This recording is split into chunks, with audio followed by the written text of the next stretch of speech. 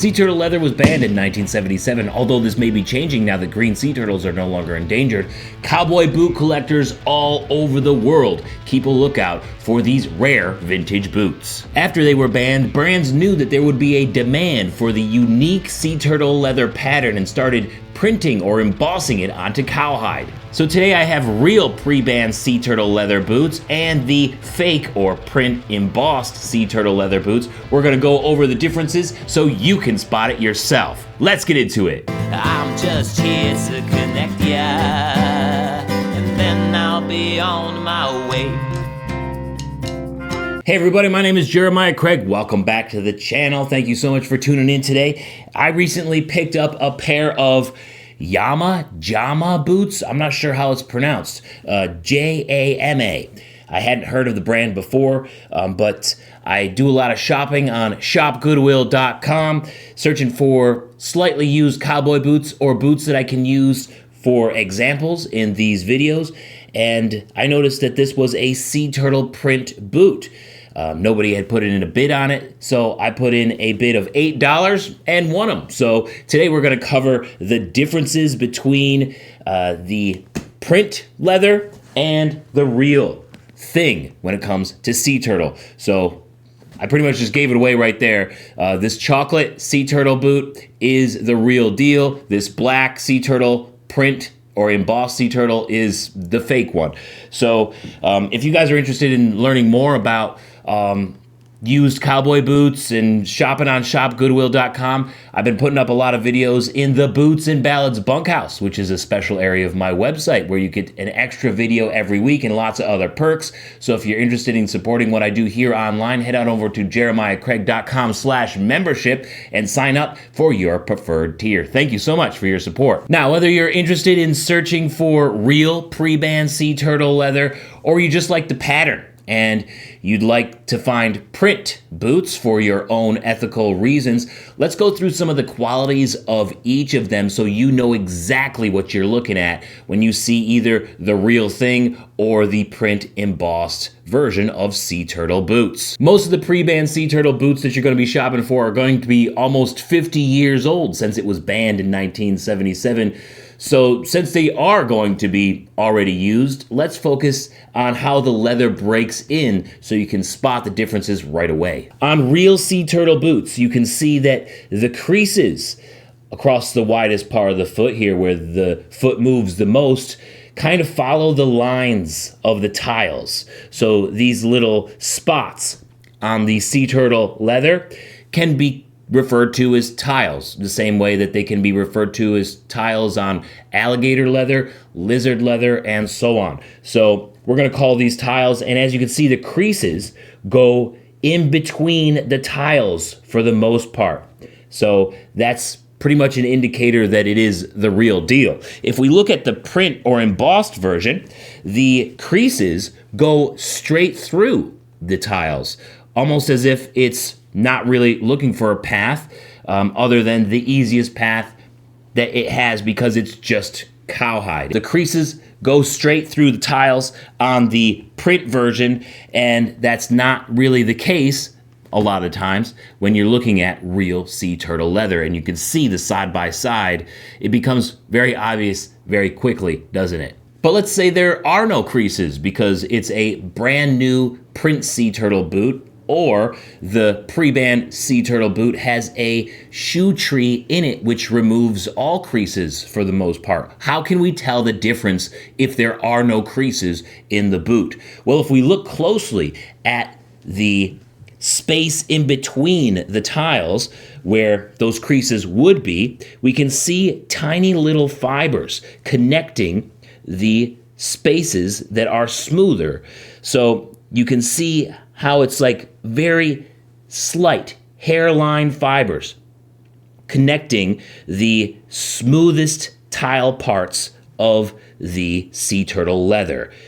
That's a detail that cannot be printed onto a cowhide. As you can see here, this is just a stamp. It's all smooth in between the tiles, which pretty much is a dead giveaway that this is a print, right? You can see fibers in between the tiles on real pre-band Sea Turtle, you can't see fibers between the tiles on a print leather boot. As we get more and more through these characteristics, it's becoming more and more obvious the difference between a print and a Sea Turtle boot, and by the end of this video, you all will be experts and spot it right away. Let's say you're also looking at the boots in person. Print and embossed leathers are notorious for being extremely stiff. So if you take the boot and you're looking at it, you're not quite sure if the creases are following the tiles or the spaces in between the tiles. You're not quite sure if there's fibers that you can see in between the tiles. Take it and sort of press it, right? Squeeze it. Is it stiff? This is a very stiff boot, a very stiff leather. If we compare it to the pre-band Sea Turtle, the real thing, very much more supple, all right? So much more supple than a print Sea Turtle leather. This is so stiff. If you're having difficulty seeing how pliable the leather is, chances are it is a print. Especially when we come over here and see just how supple real Sea Turtle is. Another thing that can give us clues is the brand name of the boot. Now, while the brand name of the boot is not the best indicator to the authenticity of the leather, it's just a nice thing to keep in mind. A vintage household brand name is much more likely to use authentic leathers. This is a Justin boot. It's more traditionally made with a hard leather insole in here, so it's much more likely to be the real thing. This Jama boot or Yama boot is a lesser known brand. In fact, I'd never heard of it until I found it on shopgoodwill.com and purchased them for the purposes of this video. And it's definitely not as well known as Justin boots, so the potential of this being a print leather boot is much higher. The reason why this isn't the best indicator is that after Berkshire Hathaway purchased Justin boots, they have been using print leathers in some of their models. I haven't seen any Sea Turtle print boots from Justin, but I believe I have seen elephant print leather boots. And I've made a video about how to distinguish print elephant from real elephant, if you're interested in checking that out as well. Finally, let's talk about how the rest of the boot is constructed. Again, this is not always the best indicator, but when added to all of the other indicators, it can make you more confident in your determination of whether it is a print or embossed leather or the real thing. Now, Justin made this boot in the late 70s, pretty much right before the band had started. So if we look at this vintage Justin boot, it has a stacked leather heel here. It also has a hard leather insole in here, the veg tan leather insole. This boot is made very traditionally because if you're going to use a special leather like Sea Turtle, most boot makers will want to make the boot the best, most traditional way so it lasts the longest. And this here is a traditional construction. You can see with this stacked leather heel, the layers of veg tan leather to provide the heel lift. And then on the inside, you have that veg tan leather insole, which also is the longest lasting insole that you can have inside of a cowboy boot. If we look at this Yama boot here, we can see that the heel lift does not have any leather stacks in here. So it is just a block, and it is most likely made of a robust leather, which is leather scraps and dust combined with glue to make the heel lift, and they just make it into a block. It could also be plastic and very, very rarely wood, but it's not stacked leather. We can't see those layers of veg tan leather. And on the inside, sorry about that, on the inside we have a cloth insole, a non-removable cloth insole.